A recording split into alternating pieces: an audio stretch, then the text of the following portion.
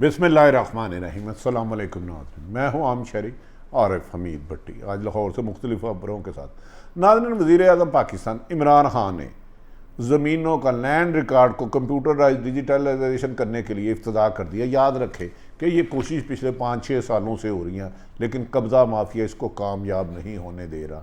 एक तरफ तो वज़ीर आज़म कहते हैं कि पाकिस्तान में कब्ज़ा माफिया के ख़िलाफ़ जहाद कर रहे हैं। यकीनन वज़ीर आज़म की नीयत ठीक है, मकसद ठीक है, लेकिन बदकिस्मती है उनके अपने लोग, उनके लगाए हुए पुलिस अफसर कब्ज़ा माफिया का हिस्सा हैं, कुछ सारे नहीं। वज़ीर आज़म साहब, आप तो कह रहे हैं जहाद कर रहे हैं, तो आपको नहीं पता आपकी टीम में क्या है? याद रख ले, कब्ज़ा ज़मीन पे पुलिस और ताकतवरों की पुष्टपनाही के बगैर नामुमकिन है। आप मुझे सिर्फ ये बता दें आप जहाद कर रहे हैं और आपकी नीयत भी ठीक है, लेकिन आपके चंद नाअहल लोग आपको इस तरह खाई में ले जा रहे हैं कि आपको अंदाज़ा नहीं है। मुझे बताएं, अब तक कितने पुलिस अफसर आपने कब्ज़ा ग्रुप की मामरत करने पर, पार्टनरशिप होने पर नौकरियों से निकाला और कितनों के खिलाफ कार्रवाई की, जबकि लाहौर में हज़ारों कब्ज़ा ग्रुप हैं। ये मैं 2, 3, 4, 5 नहीं, और बड़े बड़े तो ऐसे हैं जिनकी तरफ आप देख भी नहीं सकते। वो कैंट में करते हैं, अल्लाह माफ़ करे, खैर उनका तो नाम लेना ममनू है, लेकिन पूरे पाकिस्तान में ये हो रहा है। नाज़रीन, दूसरी तरफ आज बदकिस्मती ये है कि हमारे सियासतदानों में दूसरे का एहतराम करना ही ख़त्म हो गया है। आज सूरत हाल अजीब पेश हो गई जब सेनेटर और जो वज़ीर हैं मोहतरम आज़म स्वाति साहब, इलेक्शन कमीशन के साथ सेनेट की कायमा कमेटी का इजलास हो रहा था, जिस पर आज़म स्वाति मोहतरम वज़ीर रेलवे ने सख्त तरीन अल्फाज इस्तेमाल किए जो कि किसी भी सूरत में नाकाबिले बर्दाश्त है। उन्होंने कहा कि इलेक्शन कमीशन पैसे लेकर इलेक्शन का बेड़ा गर्क करता है। आज़म स्वाति ने इस मौके पर इलेक्शन कमीशन के अरकान को मुखातिब कर कहा, आप जहन्नुम में जाए, ऐसे इदारे को आग लगा देनी चाहिए।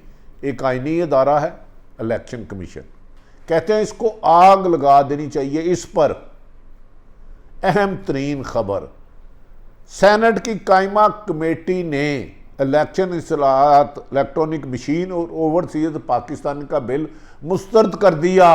इस पाकिस्तान में अच्छाई करने ही नहीं देनी, करप्शन का खात्मा होने ही नहीं देना। इस पे अपोजिशन जमातें सब एक पेज पे हो गई।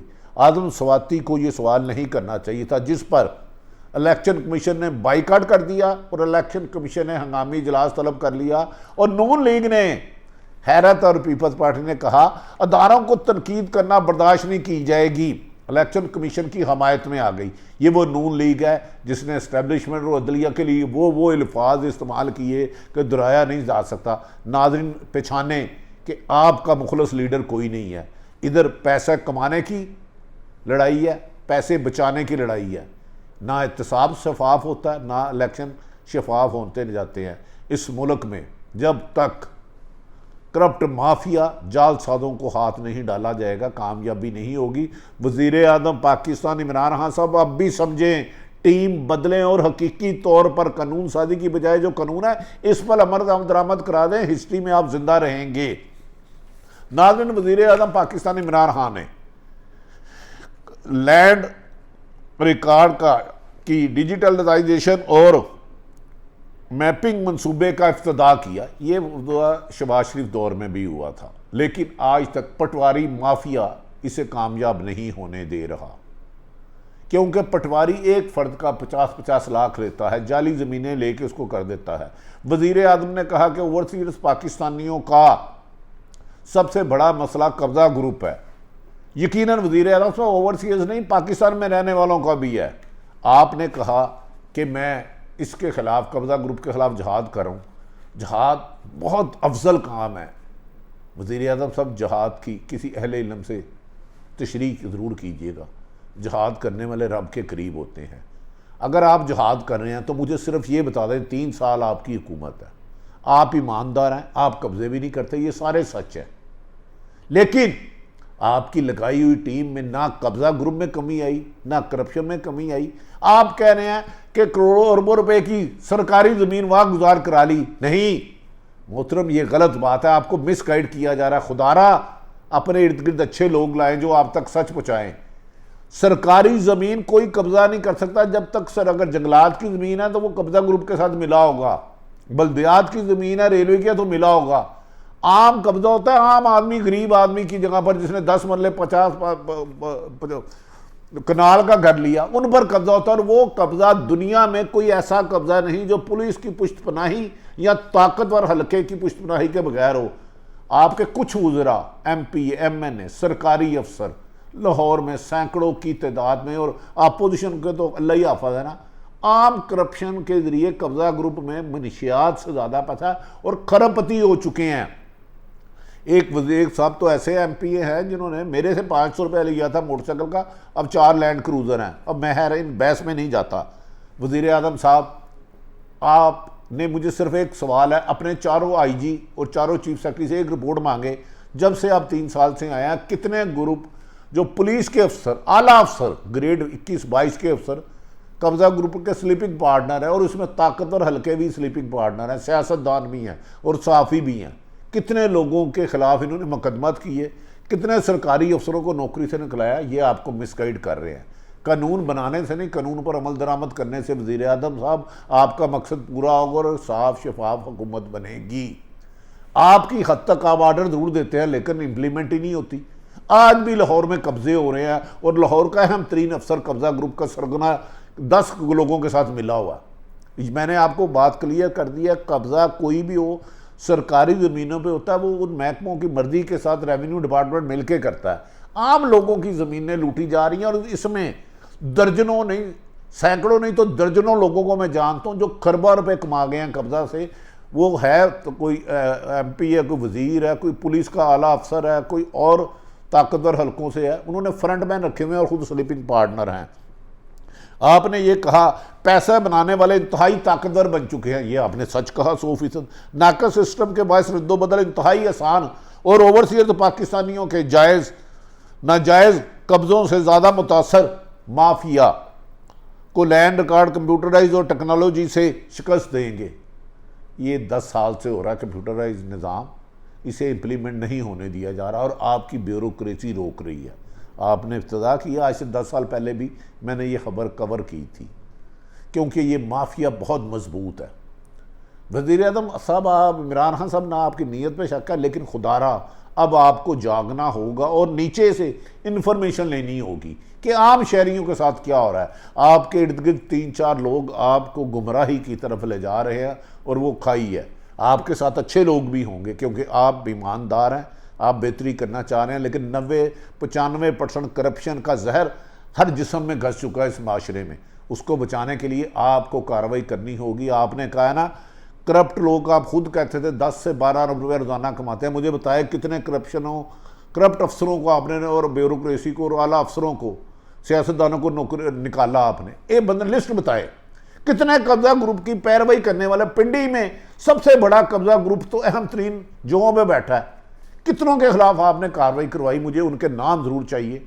इस हुकूमत से मेरी गुजारिश है, ये वज़ीर आज़म को, ये हुकूमत के कुछ लोग बदनाम कर रहे हैं क्योंकि बड़े अरसे बाद एक अच्छा वज़ीर आज़म ईमानदार आया था जो गंद ख़त्म करना चाहता था, लेकिन एक तो इत्तेहादी जमातें और टीम में करप्ट लोगों को शामिल करके उनके लिए मुश्किलात हो रही हैं, जिसकी वजह से वज़ीर आज़म नहीं कर रहे। उन्होंने कहा है कि मैं कब्ज़ा ग्रुप का जहाद करूँगा, लेकिन परसों ही लाहौर डिफेंस में एक कब्ज़ा हुआ है। लेकिन वज़ीर आज़म साहब, कानून जितना भी बड़ा है आप इस पर अमल दरामद करें। नए से नए कानून बनाने से फ़ायदा कुछ नहीं होगा। कानून पर ईमानदार अफसर लगाएं, उन्हें फ्री हैंड दें। चोरों को चौकीदार बना के घरों की हिफाजत नहीं होती।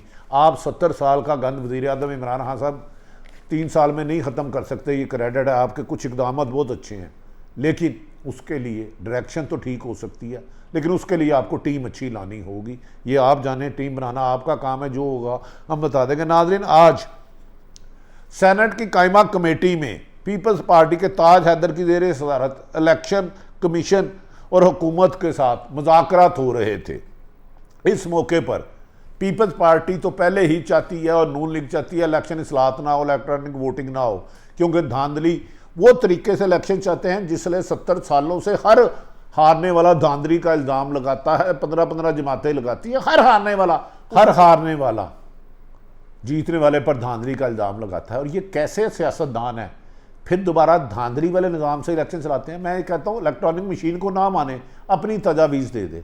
हर इलेक्शन में कत्ल होते हैं। एक MN जिसका 40 लाख खर्चा है वो 20-20, 30 करोड़ पे लगाता है।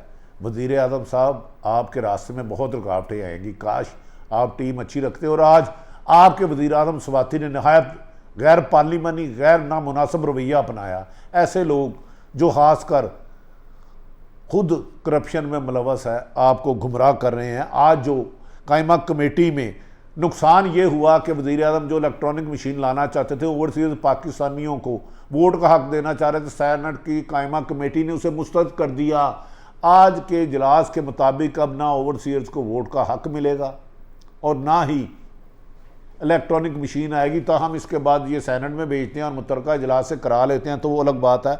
लेकिन हुक्मरानों को सब्र तहम्मुल से जवाब देना होगा। अपोजिशन हमेशा हालात ख़राब करती है कि बेनिफिशरी हो, हुकूमतें डिफ्यूज़ करती हैं। लेकिन बदकिस्मती है, इस हुकूमत में कुछ लोग फेक रेटिंग के तो सरपरस्त है, फेक न्यूज़ के पीछे पड़े हैं। फेक न्यूज़ नहीं होनी चाहिए, दोनों को उल्टा लटका के मारे। फेक रेटिंग करने वाले, करवाने वाले, चाहे साफ़ी हैं, चाहे मालकान हैं, चाहे सरकारी अफसर है। फेक रेटिंग टीवी की और फेक न्यूज़ दोनों ही नाकाबिले बर्दाश्त है। नादरीन, आज जब दिलचस्प सूरतें पैदा हुई, जब इलेक्शन कमीशन को कायमा कमेटी में ब्रीफिंग दी जा रही थी, तो आदम स्वाति जो वज़ीर रेलवे हैं, उन्होंने कहा कि इलेक्शन कमीशन से मुखातिब करते हुए कहा, इलेक्शन कमीशन ने पैसे पकड़कर इलेक्शंस का बेड़ा गर्क कर दिया। ये हर इलेक्शन में पैसे पकड़ते हैं। और यहाँ तक आदम स्वाति ने इलेक्शन कमीशन के लोगों को मुखातिब करते हुए कहा, जिसमें सेक्रेटरी और दीगर लोग थे, आप जहन्नुम में जाएंगे। उन्होंने हर जहन्नुम का फैसला भी दुनिया में कर दिया और ऐसे इदारों को आग लगा देनी चाहिए। आदम स्वाति कहते हैं इलेक्शन कमीशन जैसे इदारों को आग लगा देनी चाहिए। उनका कहना है इस मौके पर नाजरीन, उन्होंने कहा इलेक्शन कमीशन ने मुल्क में जमहूरियत को तबाह करने का जिम्मेदार है। ये आदम स्वाति साहब का दावा है कि जमहूरियत को तबाह करने का जिम्मेदार इलेक्शन कमीशन है। नाज़रीन, इस मौके पर आदम स्वाति ने मज़ीद कहा, आप जहन्नुम में जाएंगे। दूसरे मौके पर फिर आदम स्वाति अपना प्रेशर में ना रहे और इलेक्शन कमीशन को गलीज़ गालियाँ दी। इस मौके पर बाबर अवान भी खामोश ना रहे, जो सीनियर कानूनदान हैं।